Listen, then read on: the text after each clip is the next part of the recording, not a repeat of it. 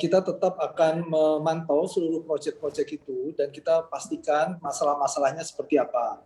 Sehingga tentunya dengan masalah-masalah yang sudah teridentifikasi, kita bisa mengajak teman-teman dari seluruh kementerian, lembaga, dan daerah untuk bisa menyelesaikan permasalahan-permasalahan tersebut. Memang permasalahannya itu bervariasi, ada dari misalnya pengadaan lahan, kemudian juga masalah penganggaran, tapi itu dua hal yang paling signifikan, yang paling banyak sekali terjadi. Sehingga mungkin kita akan fokus dalam hal pengadaan lahan dan juga pembiayaan untuk pembangunan infrastruktur yang ditargetkan tersebut, Mbak Asa. Oke, terkait dengan pengadaan lahan dan juga pembiayaan. Nah, sejauh ini untuk mengatasi kendala-kendala yang utamanya menjadi fokus dari KPPIP ini apa saja Pak yang sejauh ini tengah dilaksanakan atau yang akan dilakukan dalam jangka pendek? Oke, jadi untuk pengadaan lahan, ini kita kan sudah punya peraturan yang baru ya, tentang PP nomor 19 2021. Di mana di sini kita harapkan teman-teman dari BPN sudah terlibat sejak awal dari tahap penyiapan proyek. Nah, yang kedua adalah dalam konsinyasi. Karena kalau misalnya tidak tercapai kesepakatan, maka mau nggak mau harus melalui konsinyasi. Nah, mekanisme-mekanisme ini yang kita perbaiki dan tentunya ini diharapkan bisa menyelesaikan terkait dengan pengadaan lahan. Yang kedua adalah terkait dengan pembiayaan. Pembiayaan kita mencoba untuk tidak tergantung kepada hanya APBN atau APBD. Sehingga kita mendorong beberapa proyek dengan penyiapan yang baik agar supaya swasta bisa ikut terlibat dalam pembangunan infrastruktur. Baik melalui pola-pola KPBU, pola availability payment, ataupun pola-pola LCS, yaitu artinya pemanfaatan brownfield project. Dan juga mungkin ada beberapa mekanisme pembiayaan yang sedang kita kembangkan.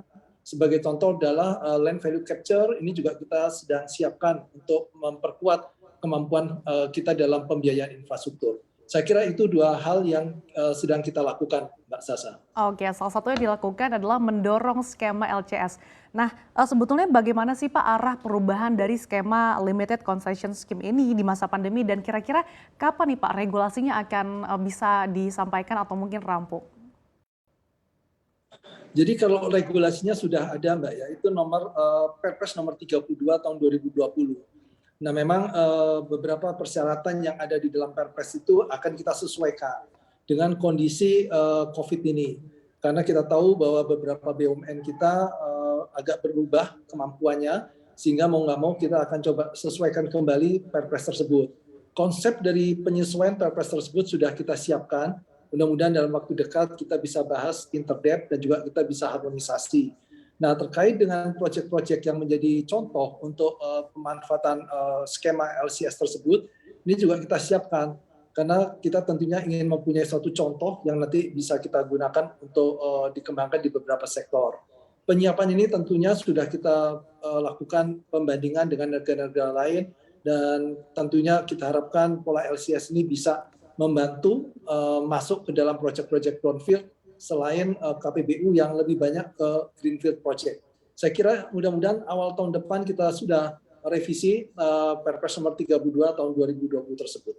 Oke, terkait dengan penyusunan Perpres ini, arah kebijakannya seperti apa Pak dibandingkan dengan sebelumnya? Dan sebetulnya proyek-proyek apa saja sih Pak yang berpotensi untuk menggunakan skema LCS ini?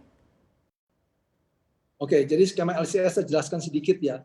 Pola LCS ini adalah pola pemanfaatan proyek-proyek yang sudah selesai, ya, atau brownfield project. Artinya aset-aset yang ada dimiliki oleh BUMN ataupun pemerintah itu kita manfaatkan, kita berikan hak untuk mengelola, untuk membangun yang lebih besar lagi kepada salah satu swasta misalnya melalui pola pengadaan yang fair dan transparan. Nah, dengan memberikan hak ini, asetnya tetap di kita, tetap di BUMN tersebut ataupun di pemerintah. Yang kita berikan haknya adalah hak untuk memperbaiki dan mengelola aset tersebut. Nah, konsekuensinya apa? Nanti si swasta itu harus memberikan yang namanya upfront payment kepada pemerintah ataupun kepada BUMN yang bisa kita pakai untuk pembangunan infrastruktur lagi. Nah, intinya itu Mbak Sasa, asetnya tetap di tangan kita. Kita bisa meminta mereka mengembangkan aset kita ini seperti apa dengan level service agreement-nya yang kita sepakati bersama-sama. Tapi kita juga mempunyai yang namanya upfront payment yang kita akan bisa gunakan untuk pembangunan infrastruktur lainnya. Nah, beberapa contoh yang sedang kita kaji ini ada beberapa terutama di sektor perhubungan dan juga mungkin di sektor KPU-an, Mbak.